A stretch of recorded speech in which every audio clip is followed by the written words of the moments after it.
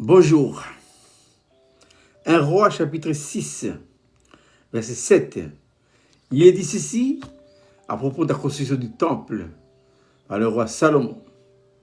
Lorsqu'on bâtit la maison, on se servit des pierres tout taillées. Et ni marteau ni hache, ni aucun instrument de fer ne fut entendu dans la maison pendant qu'on la construisait. C'est le roi David qui a amassé les matériaux. Et c'est Salomon, son fils, qui a construit le temple. David a voulu construire le temple. Mais Dieu a dit à David, non, tu as trop fait de guerre. C'est ton fils Salomon qui va construire la maison. Parce que Salomon, c'était un homme de repos. On ne peut pas construire la maison si on est tout le temps agité. Le temple de Salomon nous parle de quoi? Le temple de Salomon nous parle de Jésus-Christ et de l'Église. Voilà. Et si nous faisons la transposition maintenant, voilà, Jésus, à la croix de Golgotha, il a tout accompli, tous les matériaux. Pour construire le temple est en Christ. C'est pourquoi l'apôtre Paul dira dans sa lettre aux Colossiens, vous avez tout pleinement en Christ. Voilà. Il revient à qui maintenant? De prendre les matériaux là, et d'édifier l'Église, qui est la maison de Dieu, et qui sera le contenant de sa gloire éternelle, c'est Saint-Esprit. Mais la réflexion que j'aimerais vous amener ce matin, c'est qu'il est dit ceci, c'est que quand ils ont construit la maison, il est dit, on n'entendait aucun bruit. Il n'y a pas de bruit. Hein? C'est une construction unique. Hein?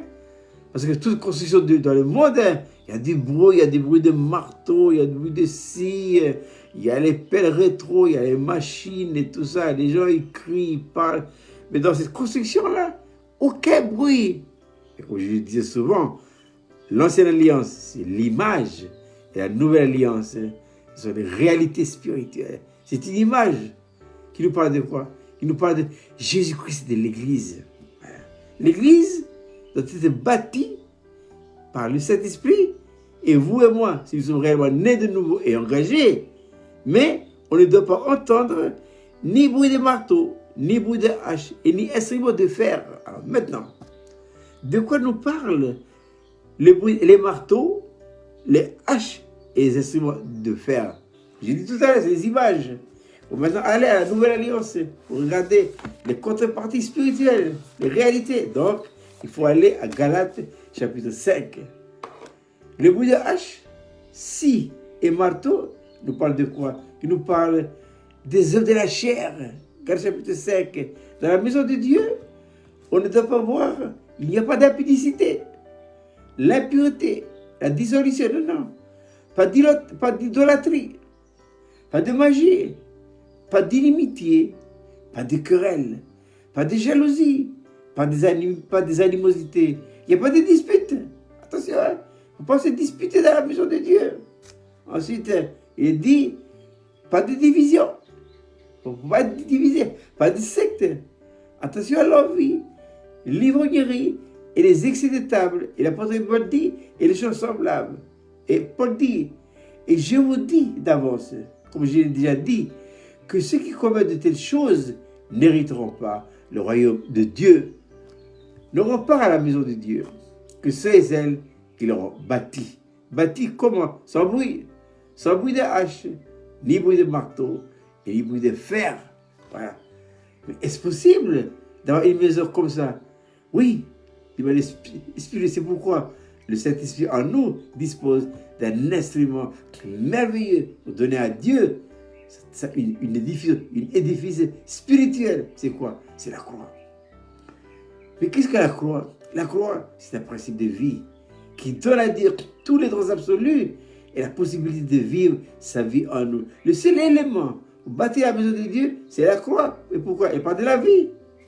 On ne peut pas bâtir la maison de Dieu avec le principe de l'âme. Le principe de l'âme amène quoi? Amène tout ce que j'ai dit, le bruit de fer, hache, marteau. Et ça ne veut pas de quoi? Jalousie, animosité, querelle, envie, ivrognerie, les excès, tout ça là, on ne doit pas le voir dans l'église. Voilà. Et pendant que les gens construisaient le temple de Salomon, on n'entendait pas ces bruits-là. Non, On les attend. Donc, c'est pourquoi je dis que la croix et le Saint-Esprit travaillent de pair. La croix, elle est devant. Le Saint-Esprit, il vient derrière. Pourquoi la croix va devant? Parce que la croix doit casser, briser en nous tout ce que Paul souligne dans Galates chapitre 5. La croix démolit tout ce que le principe de l'âme avait mis en place. Voilà. Et le Saint-Esprit vient derrière pour amener quoi? Le principe nouveau. Et quel est donc ce principe nouveau que le Saint-Esprit amène? C'est le principe de la croix.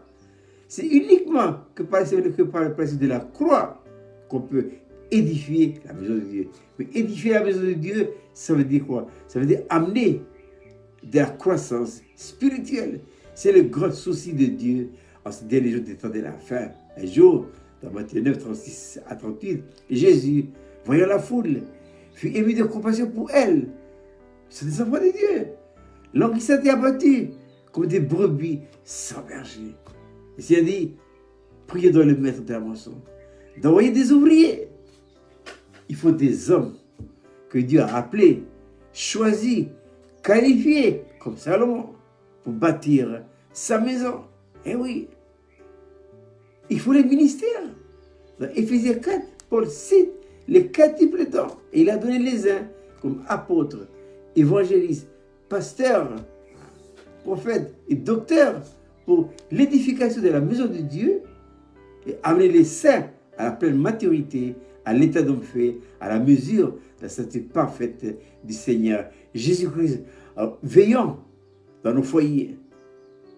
Parce que c'est dans le foyer, le chantier principal, c'est le foyer.